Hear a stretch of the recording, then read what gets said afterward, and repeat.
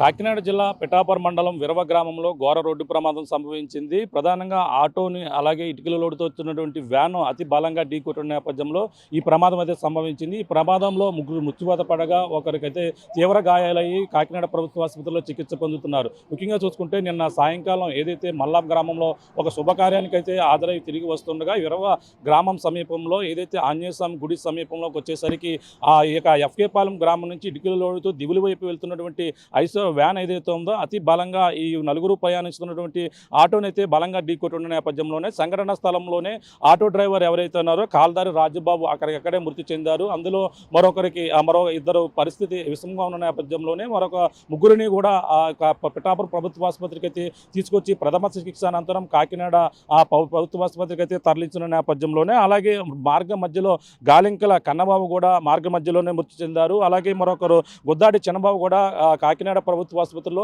చికిత్స పొందుతూ మృతి చెందినటువంటి పరిస్థితి ఉంది. కాలధార రమేష్ ఎవరైతే ఉన్నారో ప్రస్తుతం అతనికైతే తీవ్ర గాయాలతో కాకినాడ ప్రభుత్వ ఆసుపత్రిలో చికిత్స పొందుతున్నటువంటి పరిస్థితి ఉంది. మొత్తం ఈ యొక్క ఘటనలో విరవకు సంబంధించినటువంటి ఒకరు అలాగే మల్లాం గ్రామానికి చెందినటువంటి ఇద్దరు కూడా మృత్యువాత పడ్డారు. మొత్తం ముగ్గురు కుటుంబాలలో కూడా విషాద ఛాయలు అయితే అలుపుకున్నాయి మనం ప్రధానంగా చెప్పవచ్చు. ప్రధానంగా చూసుకుంటే అందులో విరవకు చెందినటువంటి గుద్దాడి చిన్నబాబు అయితే గత 2 రోజుల క్రితమే ఆ తల్లికి వందన డబ్బులు పడకపోవడంతో ఆ యొక్క కార్యక్రమంతో పాటు ఈ యొక్క బంధువుల ఏదైతే శుభకార్యం చూసుకుని వచ్చేందుకు రావడం జరిగింది. ఈ నేపథ్యంలోనే స్నేహితులతో సరదాగా వచ్చి ఈ విధంగా హైదరాబాద్ నుంచి వచ్చినటువంటి ఆయన అయితే నిన్న మల్లంలో ఎవరైతే శుభకార్యానికి అయితే మొత్తం నలుగురు కూడా సరదాగా సరదాగా ఎంజాయ్ చేసి సరదాగా కబుర్లు చెప్పుకున్న వాళ్ళైతే ఈ విధంగా ప్రమాదానికి గురై మృత్యువాత పడినటువంటి పరిస్థితి ప్రధానంగా ఉందని చెప్పాలి. ముఖ్యంగా ఈ యొక్క ఘటన పిఠాపురం నియోజకవర్గంలో జరిగిన నేపథ్యంలోనే పిఠాపురం ఎమ్మెల్యే ఎవరైతే ఉన్నారో అలాగే ఏపీ ఉప ముఖ్యమంత్రి పవన్ కళ్యాణ్ కూడా ఈ ఘటనపై స్పందించారు. ఈ ఘటన